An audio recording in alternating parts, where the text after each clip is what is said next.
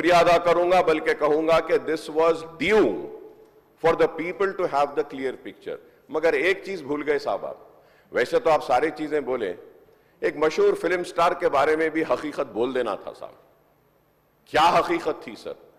एक गलत बात यह फैलाई जा रही है कि गवर्नमेंट ने, अगर मैं गलत हूं तो आप क्लैरिफाई कर दीजिए सर, ये सब्जेक्ट से हटकर है, लेकिन मैं बोल रहा हूं, मैं नाम लेना नहीं चाहता वो मशहूर फिल्म स्टार का, क्योंकि मैं अहमियत देना नहीं चाहता, लेकिन सर मेरे इंफॉर्मेशन के हिसाब से वो फिल्म स्टार गए थिएटर को पिक्चर देखने के लिए, बैठे हुए थे, गड़बड़ हुई, उसके बाद पुलिस वाले आकर बोले कि भगदड़ हो गई, स्टैम्पेड हो गया, 2 बच्चे गिर गए हैं, एक लेडी मर गई है। तो उसके बाद में वो फिल्म स्टार पलट के ऐसा मुस्कुराते हैं और बोलते हैं अब तो पिक्चर हिट होने वाली है। और जो लोग बोल रहे हैं कि वेव कर लेते गए, सर 1-2 बच्चे स्टैम्पेड में आ गए, एक औरत मर गई, उसके बाद भी वहीं पर बैठकर पूरा पिक्चर देखकर उठकर जाते वक्त भी वो स्टैम्पेड को नहीं देखे, वो फिर गाड़ी में बैठ के ऐसा वेव कर लेते हुए गए। क्या मैं सही हूं या गलत हूं सर, आप बोलिए? क्योंकि एक मैसेज ऐसा दे रहे हैं कि गवर्नमेंट जुल्म कर रही है, ज्यादती कर रही है। सर इंसानियत कहां है बताइए? Sir I also go for public meeting sir, where thousands of people come, I make sure that कि there is no stampede sir. I make sure that the security around me doesn't push the people so that, nobody comes under the stampede, sir. I went for the Maharashtra election, thousands and lakhs of people were there, sir. And I made sure that nobody is pushed. Sir, I remember, sir, once my security official, by protecting me, his cap had fallen down. He had to do his duty, he was protecting me. So I went and I picked up his cap, sir. But here you see, sir, one lady dies, 2 small children are on the stampede, one is under coma, and that gentleman doesn't even bother to go and ask and see, sir, at that moment, and goes waving like that. If I am wrong, sir, please correct me, sir. If I am wrong, please correct me, sir. This is what is happening, sir. Mukhyamantri.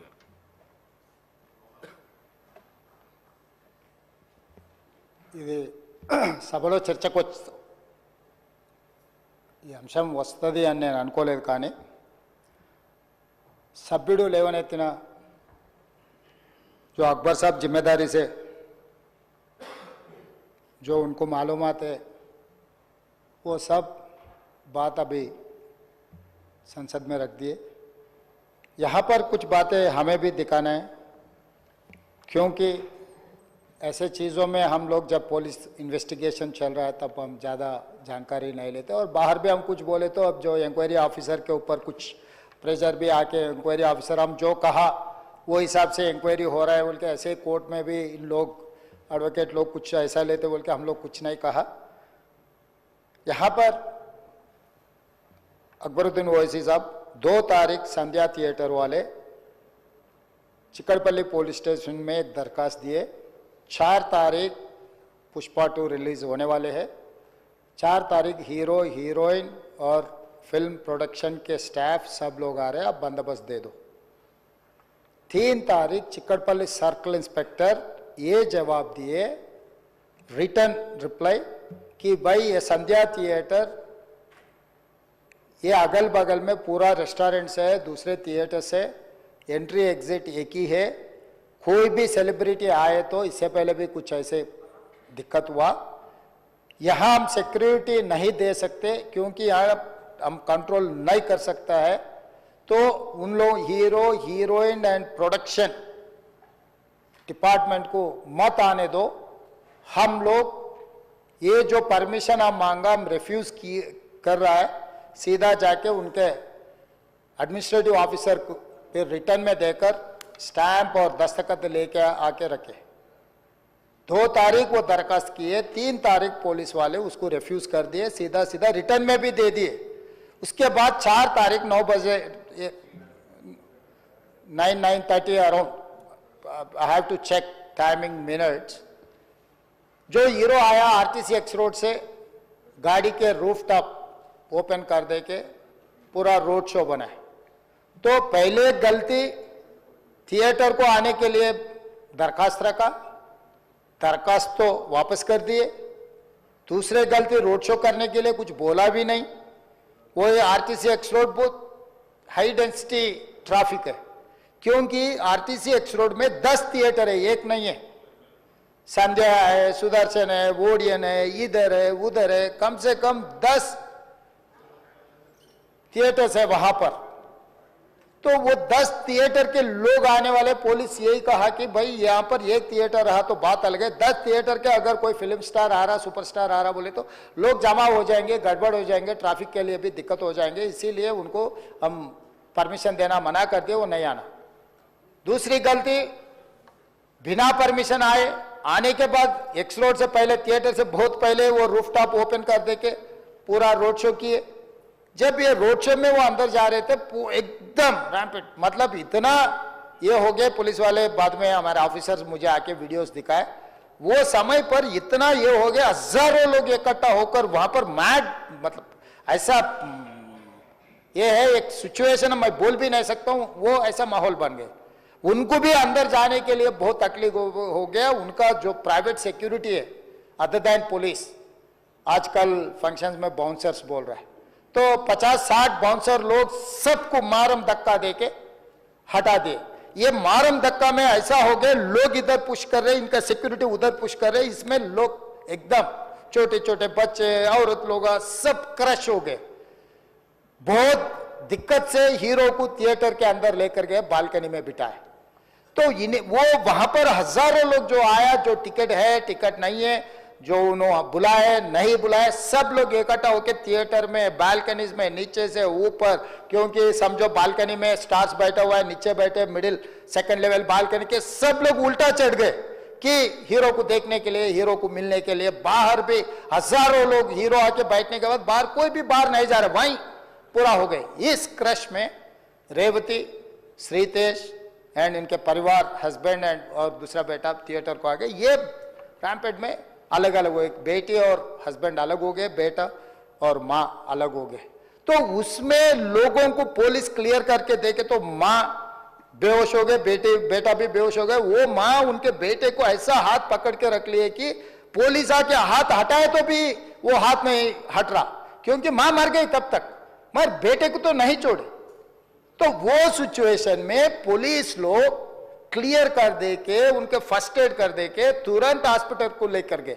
Hospital को लेकर जाने के बाद मां मर गई, बेटा भी बेहोश हो गए, उनका ब्रेन डेड हो गए। स्पीकर सर, मतलब ही सैंडविच, दैट्स ऑल। मतलब है बोले तो है, जिंदा है बोले तो आप जिंदा है बोल सकते, मर गए बोले तो मर गए भी बोल सकते। वैसा हाल में असिस्टेंट कमिश्नर ऑफ पुलिस 11 बजे वापस जाके थिएटर में जाके हीरो को, पहले थिएटर मैनेजमेंट को मिला, भाई बाहर, मतलब बच्चा भी मर गया समझे तब वो टाइम पर पुलिस वाले, रिवाइव होने का भी नहीं। अरे 2 लाश गिर गए, लोग हजारों लोग बाहर है, हीरो जब तक यहाँ बैठेंगे, लोग वापस नहीं जा रहे हैं, हमारा कंट्रोल हमारे हाथ से निकल गए। हीरो को निकल जाओ बोल के बोलने के लिए कोशिश करे तो theatre management they have not allowed to go and tell hero. पहले मुद्दा थिएटर वाले उसको अंदर नहीं जाने दिए पुलिस को। फाइनली एसीपी गुस्सा कर ये थिएटर वाले को हटा दे के जाके हीरो को बोल दिए ऐसा हो गया बाहर, आप निकलो तुरंत, आप चला गए तो लोग चला जाएंगे, तब हम लोग ये इसको ट्रैफिक को, ये लोगों को हम कंट्रोल कर सकते हैं। अब जब तक यहाँ बैठेंगे बाहर कोई भी नहीं जाने वाला है, ये बहुत दिक्कत की बात हो रहा है। पुलिस कंट्रोल हो गया, हम लाठीचार्ज भी नहीं कर सक रहे, कुछ भी नहीं कर सक रहे, आप निकलो। नहीं, मैं पूरा पिक्चर जो अकबर साहब ने बोला, अभी here says I cannot quote in the house, क्योंकि कोई अगल बगल में बैठे वाले जो बोले मैं जिम्मेदारी मुख्यमंत्री, उसका डॉक्यूमेंट्री एविडेंस और कुछ नहीं दिखा सकता, मगर here says whatever Akbar साहब ने कहा, ऐसे बात सुने आए, वो बात जहाँ तक सच्चा है मुझे पता नहीं, मगर हीरो तो नहीं गया थिएटर छोड़ के, वहीं बैठा हुआ है। अभी बर्दाश्त की बाहर हो गए, पुलिस कंट्रोल भी हो गए, तब डीसीपी आके सीधा हटा के इनके जो भी है सब सिक्योरिटी वाले पुलिस को हैंड ओवर कर देके डीसीपी जाके हीरो को बोल दिए कि भाई तुम तुरंत निकलना, नहीं तो हम लोग अरेस्ट करना पड़ता, क्योंकि 2 लाश गिर गए बाहर। आप यहाँ पर थिएटर में बैठ के तमाशा किए तो ये कंट्रोल नहीं होने वाले हैं, हम नहीं सुनने वाले हैं। आपको अरेस्ट करके पुलिस स्टेशन लेकर जाना पड़ता, आप तो निकलो। जबरदस्ती से वो हीरो को हमारा डीसीपी वो लॉ एंड ऑर्डर सिचुएशन देकर उनको बाहर लेकर आए। बाहर गाड़ी में बिठाने के बाद फिर जाते होकर फिर रूफटॉप निकाल के फिर लोगों को ऐसा कर रहा, तो ये कैसे इंसान है? हम लोग क्या बोलना है सर? मुझे तो समझ में नहीं आ रहा। मैं बाहर ये बोल भी नहीं सकता हूं, अगर कुर्सी में बैठकर खामोश भी नहीं बैठ सकता हूं। तो ऐसे इंसान भी आजकल दुनिया में है। फिर भी हम एक सिस्टम से उनको हॉस्पिटल में ट्रीटमेंट उधर सब कोशिश किए, पर वापस जाते हो कभी वो रोड शो करना जो अकबर साहब ने कहा वो सच है। क्योंकि ये नहीं कहा मैं कि कुछ लोगों का सोशल मीडिया का दीवाने है, कहीं उन्होंने कुछ कहा, कहीं किसी का दोस्त है, कहीं किसी का दोस्त बोल के हम लोग उनको पुलिस केस में लगा रहे। अध्यक्षा ने अकबर साहब आप परमिशन दे तो 2 मिनट मैं तेलुगु में बोलता हूं, क्योंकि ये तेलुगु में नहीं बोले तो सर 2 తారీఖు వాళ్ళు అప్లికేషన్ పెట్టుకుంటే 3 తారీఖు పోలీసులు తిరస్కరించారు. 4 తారీఖు హీరో కానీ హీరోయిన్ కానీ సినిమా ప్రొడ్యూసర్స్ కానీ ఎవరు థియేటర్ రావడానికి వీల్లేదు. ఈ థియేటర్లో మేము సెక్యూరిటీ ఇవ్వలేము. ఈ థియేటర్కు ఉన్నది ఒకటే దారి, ఈ దారిలో ఇంతమంది వేలాది మంది అభిమానులు వచ్చినప్పుడు మేము కంట్రోల్ చేయలేము, వద్దు అని తిరస్కరించారు. తిరస్కరించిన తర్వాత కూడా 4 తారీఖు 9:30 ప్రాంతంలో హీరో రావడం జరిగింది. రావడం కారులో వచ్చి థియేటర్లో పోయి సినిమా తీసి మళ్ళీ కారులో వెళ్ళిపోతే పెద్దగా ఇంత ఇబ్బంది జరుగుతుండేనేమో లేదో నాకు తెలియదు. కానీ ఎక్సోడ్ చౌరస్తా కంటే ముందు నుంచే కారులో రూఫ్ టాప్ ఓపెన్ చేసి రోడ్ షో చేసుకుంటే థియేటర్లో పోవడంతో ఆ చుట్టుముట్టుతున్న 7-8 థియేటర్లలో ఉన్న సినిమా అభిమానులు మొత్తం ఇక్కడికే రావడంతో వేలాది మంది జమ అయ్యారు. ఆ గేట్ ఒక్కసారి హీరో కారు లోపలికి పంపించడానికి ఆ ఉన్న గేటు తెరవడంతో వేలాది మంది ఒక్కటేసారి ఉప్పెనలాకి వచ్చారు. ఆ ఉప్పెనలో చనిపోయిన రేవతి, ఆమె కొడుకు, భార్య, భర్త, కూతురు వాళ్ళు అలాగైపోయి కొడుకు తల్లి ఒక పక్కన పోయి ఆ జనాల నుంచి తప్పించుకొని టికెట్ చేసుకొని ఆ తొక్కిసలాటలు హీరోను థియేటర్ లోపలికి తీసుకుపోవాలనుకున్న టైంకి అతను బండి మీద రోడ్ షో చేసి దిగేటప్పటికి వేలాది మంది హీరోను కలవడానికి చొచ్చుకొచ్చారు ముందుకు. అసలు అంటే ఈ రకమైన వాతావరణంలో అతన్ని లోపలికి తీసుకువెళ్ళాల్సిన సందర్భంలో అతను ప్రైవేట్ సెక్యూరిటీ ఇవాళ రేపు మనం ఫంక్షన్లలో బౌన్సర్లు అని మనం చూస్తూ ఉన్నాం. 50-60 మంది సరిగ్గా లెక్క తెలియదు, 50-60 అని అంటున్నారు, నెంబర్ 4 ఎక్కువ తక్కువ. ఆ బౌన్సర్లు అందరు మీదికి వచ్చే అందరు అభిమానులను విపరీతంగా అడ్డంగా ఎట్లా పడితే అట్లా తోయడంతో అటు నుంచి అభిమానులు హీరోని చూడాలి, కలవాలని ఒకవైపు నుంచి వాళ్ళని హీరో దగ్గరికే రానియొద్దని ఆయన ప్రైవేట్ సెక్యూరిటీ వెనక్కి నెట్టడం వల్ల ఈ తొక్కిసలాటలో హీరో థియేటర్కి వెళ్ళి లోపలికి వెళ్ళి చూసినాక పోలీసులు ఈ మొత్తం క్రౌడ్ని ఈ మొత్తం అక్కడ ఉన్న జమైన జనాలను అందరిని కూడా తీస్తే ఒక తల్లి కొడుకు అక్కడ శవాలుగా పడి ఉన్నారు. ఆ తల్లి అంత తొక్కిసలాటలు కూడా నేను ఆ వీడియో చూసిన ఆ తల్లి లోపలికి వచ్చినప్పుడు కొడుకు చేయి పట్టుకొని ఎంత జాగ్రత్తగా కొడుకుని తీసుకొని వస్తుందో ఆ తల్లి ప్రేమ ఎట్లుంటుందో అక్కడ నాకు చూసి నాకు అర్థమైంది. ఆ శవాలుగా మారిన తల్లి కొడుకు చెయ్యి ఇడవలే అధ్యక్ష, అట్లే చెయ్యి బిగ్గర పట్టుకొని పోలీసు వెళ్ళి చూస్తే ఆ తల్లి ఆ పిల్లగాడు ఆ తల్లి ఆ చెయ్యి వదలకుంటే కన్నబిడ్డను పట్టుకుని తల్లి చచ్చిపోయింది అధ్యక్ష. అట్లాంటి సిచ్యువేషన్లో పోలీసులు తల్లిని కొడుకుని హాస్పిటల్కి అక్కడ ఫస్ట్ ఎయిడ్ ట్రీట్మెంట్ చేసిండ్రు. పోలీసులు ఏం డాక్టర్లు కాదు, హుటాహుటిన తరలించిండ్రు. హాస్పిటల్కి వెళ్ళిన తర్వాత తల్లి చచ్చిపోయింది, పిల్లోడు కోమాలుండు. ఆల్మోస్ట్ పోలీసులు పిల్లవాడు కూడా చచ్చిపోయింది అనుకున్నారు. బ్రెయిన్ డెడ్ అయింది, ఆక్సిజన్ అందక ఆ అబ్బాయికి. సో ఆ సిచ్యువేషన్లో వెనక్కి పోలీసులు వచ్చి హీరో గారికి విషయాన్ని తెలియజేసి హీరో గారు వెళ్ళిపోతే హీరో ఎందుకు వెళ్ళిపోవాలనుకున్నారు పోలీసులు అంటే ఇంకా వేలాది మంది అభిమానులు అక్కడనే ఉన్నారు. హీరో గారు థియేటర్లో కూర్చొని ఉండడం వల్ల సినీ ప్రముఖులు ఉండడం వల్ల ఈ బయట జమైన వేలాది మంది అభిమానులు అక్కడి నుంచి పోకుండా అక్కడనే ఉండడంగా థియేటర్ లోపల కూడా బాల్కనీలో టాప్ బాల్కనీలో హీరో కూర్చుంటే కింది నుంచి పై వరకు వెనక్కి తొక్కుట పైకెక్కి హీరో చేతులు కలపాలని కోతులు ఎగబడ్డట్టు కోట మీదకి కోతులు ఎగబడ్డట్టు ఉల్టా పైకి తొక్కిసలాట జరిగింది అధ్యక్ష. థియేటర్ వాళ్ళు పోలీసులను హీరో దగ్గరికి వెళ్ళి చెప్పడానికి కూడా అనుమతి ఇవ్వకుండా థియేటర్ వాళ్ళు పోలీసులను బ్లాక్ చేశారు అధ్యక్ష. ఎప్పుడైతే హాస్పిటల్లో తల్లి చచ్చిపోయిన పిల్లగాడు కూడా ఆల్మోస్ట్ చావు నోట్లో ఉన్నాడు అని తెలిసి పోలీసులు వచ్చి ఏసీపీ వెళ్ళి చెప్పడానికి పోతే థియేటర్ సిబ్బంది లేదు హీరో దగ్గరికి వెళ్ళడానికే వీళ్ళదని చాలాసేపు పోలీసులను కూడా హీరో దగ్గరికి పోనీయలేదు అధ్యక్ష, వాళ్ళ ప్రైవేట్ వీళ్ళు. చివరికి ఏసీపీ కోపం వచ్చేసి మిమ్మల్ని అందరిని తీసి లోపల వేయాల్సి వస్తా అని చెప్పిపోయి హీరోకు ఏసీపీ క్లియర్గా ఇద్దరు చనిపోయినరు. మీరు ఇక్కడ కూర్చుంటే థియేటర్లోనగా థియేటర్ బయట ఉన్న వేలాది మంది ఈ సినీ అభిమానులను మేము కంట్రోల్ చేయలేకపోతున్నాం. లా అండ్ ఆర్డరు శాంతి భద్రతలు చేయి దాటిపోయినాయి, మేము లాఠీ చార్జ్ చేయాల్సిన పరిస్థితి ఉంది, మీరు దయచేసి వెళ్ళిపోండి, వచ్చిండ్రు చూసిండ్రు కదా వెళ్ళిపోండి అంటే లేదు నేను సినిమా అయిపోయే వరకు ఇట్లే కూర్చుంటానని పోలీసులతో చెప్పిండని సిటీ కమిషనర్ నాకు చెప్పడం జరిగింది అధ్యక్ష.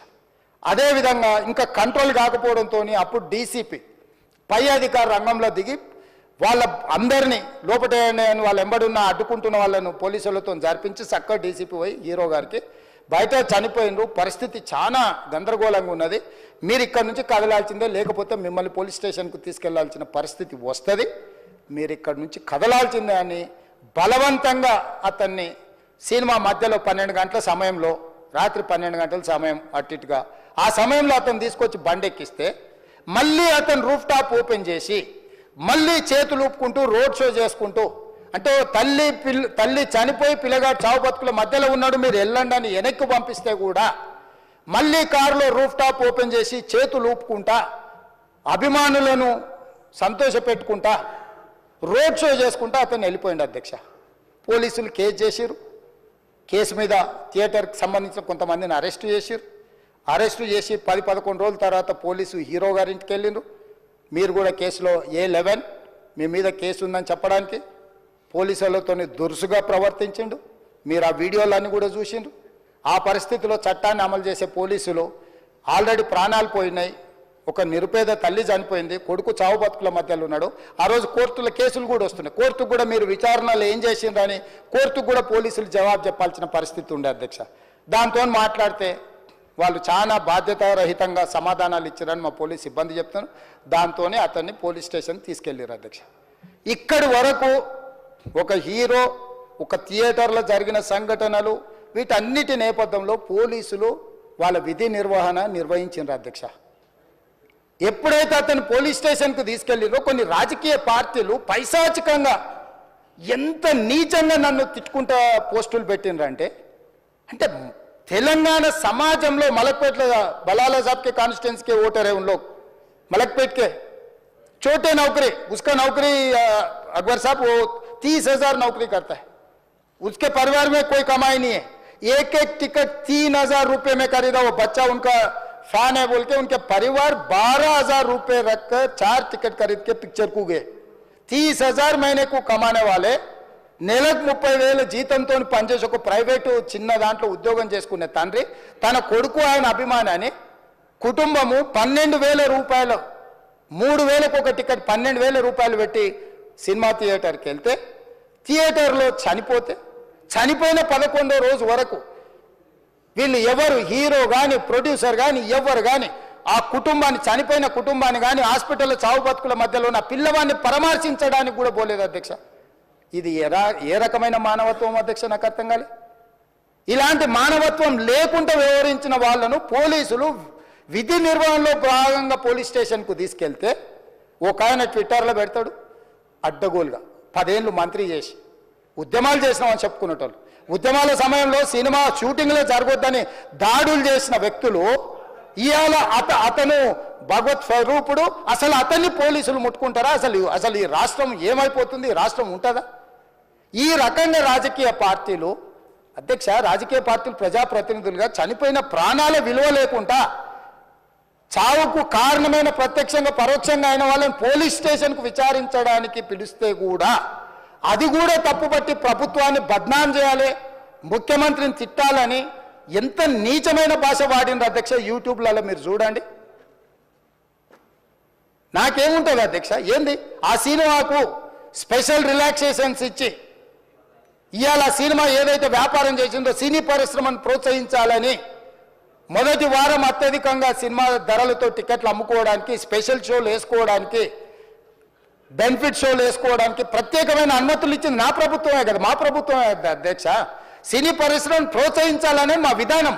ప్రోత్సహించే క్రమంలో తెలంగాణ ప్రజల ప్రాణాలను తీసుకోమనే ప్రాణాలు తీసుకుంటే కూడా వాళ్ళని ఏమనొద్దానంటే మీరు లా చేయండి అధ్యక్ష. మరి స్టేట్కు లా అథారిటీ ఉందో లేదో నాకు తెలియదు, కానీ star, film star, super stars or political stars is having some special privilege.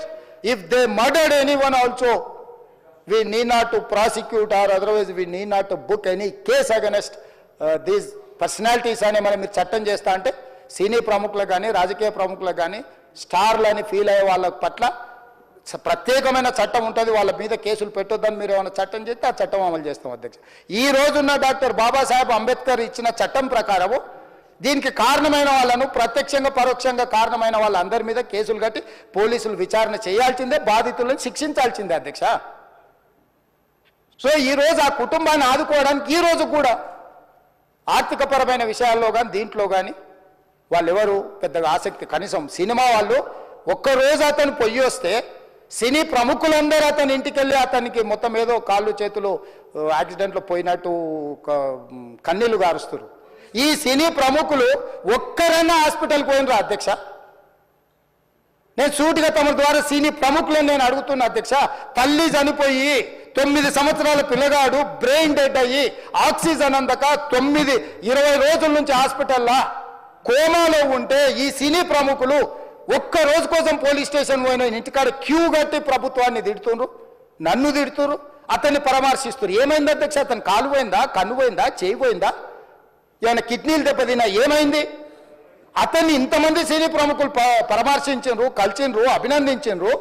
కానీ ఆ పిల్లగాన్ని కనీసమన్నా పరామర్శించడానికి సినీ ప్రముఖులు ముందుకు రాలేదంటే సినిమా ఇండస్ట్రీలో ఉన్న ప్రముఖులు ఏం ఆలోచన చేస్తుండ్రో, ఏం కోరుకుంటుండ్రో నాకైతే తెలియదు. 100% जो भी अकबरुद्दीन ओवैसी साहब ने जो मुद्दा उठाए वो मुद्दा के लिए मैं ये बात कह रहा हूं, सचमुच बोल रहा हूं, ये शर्म की बात है. 20 दिन के बाद भी इतने एक दिन के लिए उनको पुलिस स्टेशन को लेकर गए तो हाई कोर्ट भी इमीडिएट अजर्नमेंट मोशन, लंच मोशन ले लिए, उनका बेल भी दे दिए, सब कुछ है. आधी रात को 11-12 बजे अपने लोग बोल रहे थे जेल का दरवाजा खोलो, 12 बजे उनको छोड़ो. अरे भाई कहां है प्रोविजन? कहां से छोड़ू मैं? कोई मेरा घर का मामला नहीं है. मेरा घर का मामला है तो मेरा गेट निकाल के आने वाले जाने वाले को मैं बोल सकता हूं. जेल का दरवाजा मेरा हाथ में नहीं है, कानून के हिसाब से चलाने का है मेरे को. रात 12 बजे अरे वो फिल्म स्टार है उसको छोड़ दो. भाई अगला दिन मैं रहे तो ना फिल्म स्टार को छोड़ने के लिए. अगर आधी रात को 12 बजे किसी को जेल से छोड़ने का कोई लॉ है तो बोलो, मैं भी लागू करता हूं. तो इसीलिए ये इतने फिल्म स्टार कोई भी दवाखाना तक नहीं गया, छोटे बच्चे को नहीं देखा अकबर साहब. ये अफसोस की बात है, शर्म की बात है. सचमुच बोल रहा हूं मैं. अगर मैं वहां पर जाके देखने के लिए मैं पूरा स्टाफ और मेडिकल एंड हेल्थ सेक्रेटरी, मेरा कमिश्नर, सब टीम को मैं डिप्लॉय कर दी. सीता और अपने कमीशन चेयरपर्सन सब लोगों को वहां भेज के मैं continuously I monitoring that boy health condition. So ये कैसे कहां जा रहे हैं हम लोग? भाई उन लोगों को जिम्मेदारी दी नहीं है, हम समझ भी सकते है नहीं है वो बात अलग है. मगर कुछ पॉलिटिकल पार्टीज 10-10, 20-20 साल जो रिप्रेजेंट किए, मंत्री किए, वो लोग मुझे गाली दे रहे हैं. उसके ऊपर कैसा केस लगाते हैं? वो मेरा दोस्त है. भाई आपके लिए, आपके दोस्त के लिए कोई नया कानून बनाना है तो बनाओ, देखेंगे. अरे आपके दोस्त रहे तो 12 खून माफ है क्या? मेरा भाई के लिए भी माफ नहीं है, आपके लिए कहां से माफ करूं मैं? मेरा परिवार के लिए भी कोई नया कानून नहीं है. स्पीकर साहब, मैं ये कुर्सी में बैठा हूं, जो कानून है जो डॉक्टर बाबा साहब अंबेडकर जी ने जो कानून दिए वो कानून के हिसाब से हम सरकार चलाएंगे. जो अकबर साहब ने जो बात लिखा, कुछ प्राइवेट डिस्कशन है, कुछ पब्लिक विजुअल्स है. जो पब्लिक विजुअल्स में वो वापस जाते वक्त भी हाथ हिलाया, रोड शो किए, आने से पहले किए, जाने से समय पर किए, पुलिस वाले भी उसको जल्दी जाने के लिए कोशिश प्रेशर किए, सब कुछ सच है. मगर उनको तो बेल मिल गए. अभी कानून तो हम मानना ही पड़ता. तो ये हकीकत है, सचमुच है, मगर ये अफसोस की बात है. मैं फिल्म इंडस्ट्री जो बड़ा लोग है, मैं उन लोगों से गुजारिश करता हूं, इनह्यूमन नहीं रहना. आप बिजनेस कर लो, आप पिक्चर निकालो, पैसे कमाओ, सरकार से इंसेंटिव्स ले लो, सब्सिडीज ले लो, स्पेशल प्रिविलेज शूटिंग के लिए जो होना है वो मांगो. मगर किसी का हत्या होने के बाद, किसी का जान चलाने के बचाने के बाद, किसी का जान लेने के बाद आज स्पेशल प्रिविलेज मांगे तो ये सरकार में नहीं मिलने वाले। मैं जब तक मैं कुर्सी में रहता हूं तब तक नहीं देता हूं। मेरा जिम्मेदारी तेलंगाना आम जनता का जान बचाने का मेरा जिम्मेदारी है। उन लोगों के लिए कोई भी तकलीफ दिए उन लोगों को कांग्रेस सरकार ने, मेरे सरकार ने छोड़ने वाला नहीं है।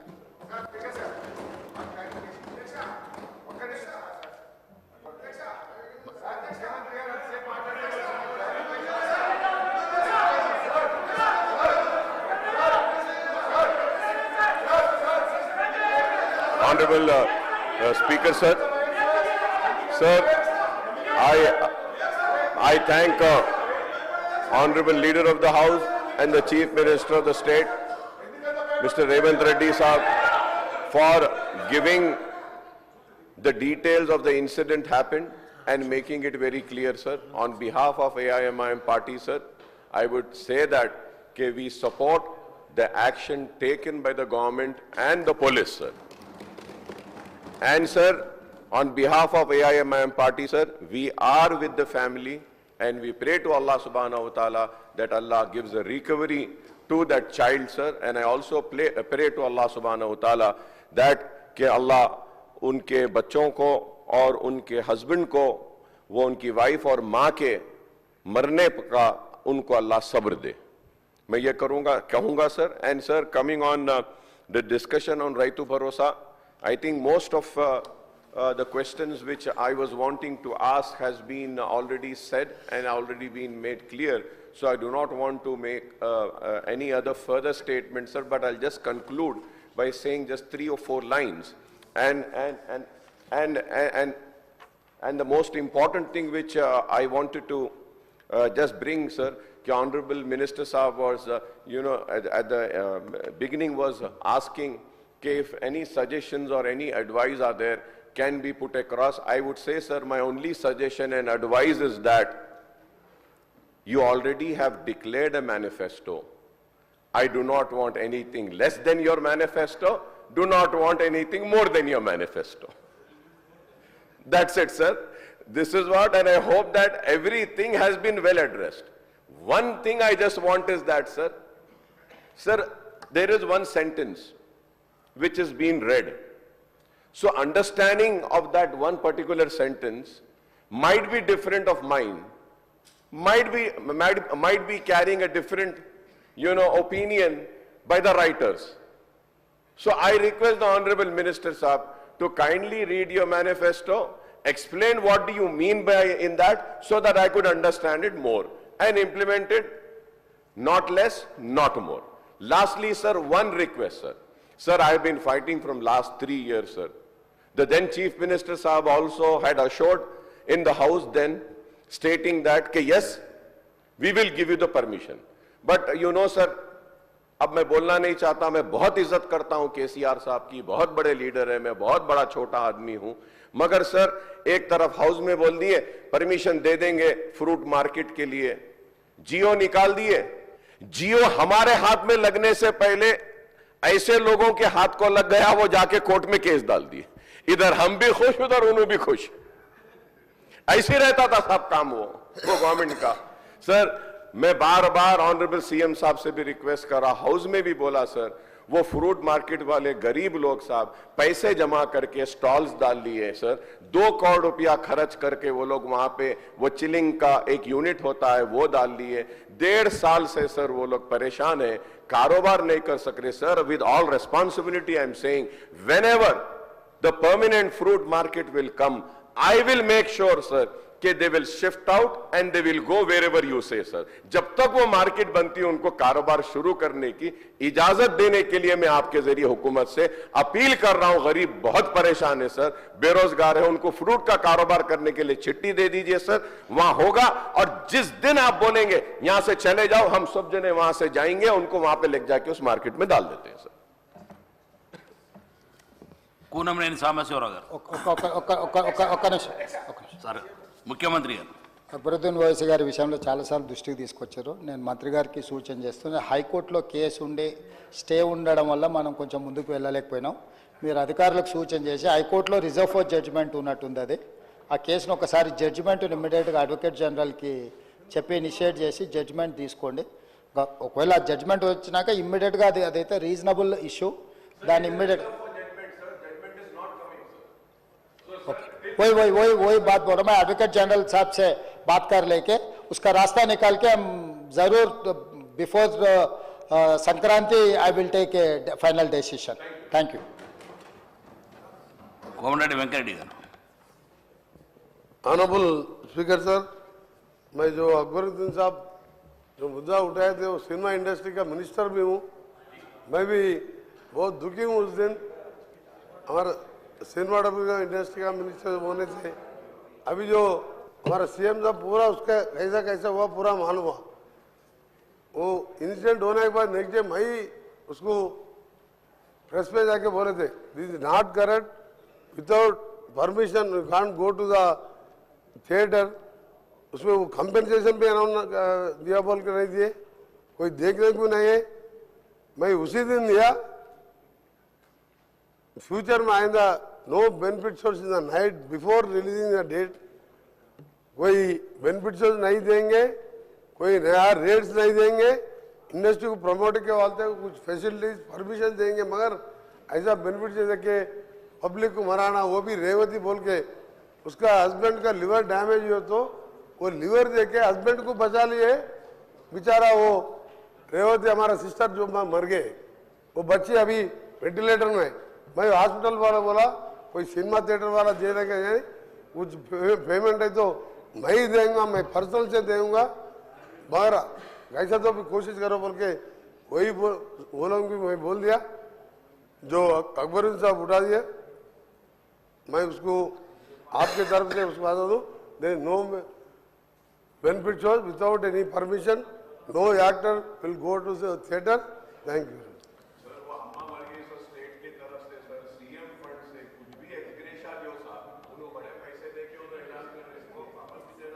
अरे 25 लाख वो मैं उसमें बोला 25 लाख वो जो उन्होंने वायदा कर रहे थे उसके हम पूछना भी चाहते. मैं as a cinematography ministry government तरफ से मेरे तरफ से 25 लाख और हॉस्पिटल का एक्सपेंडिचर पूरा मैं हमारा प्रतीक फाउंडेशन से कल सुबह ही वो चेक भेज देंगे. 25 लाख का प्रतीक फाउंडेशन से और ट्रीटमेंट का पैसा भी हम पूरा गवर्नमेंट की तरफ से लेंगे. आज पूरा हमारा प्रिंसिपल सेक्रेटरी हेल्थ भी पूरा परस्यू कर रहे, वो भी देख लेंगे. फ्यूचर में आइंदा ऐसा इंसिडेंट नहीं होने देंगे. जो हमारा सीएम साहब बताए थे वैसे चलेंगे. సాంబశివరావు గారు.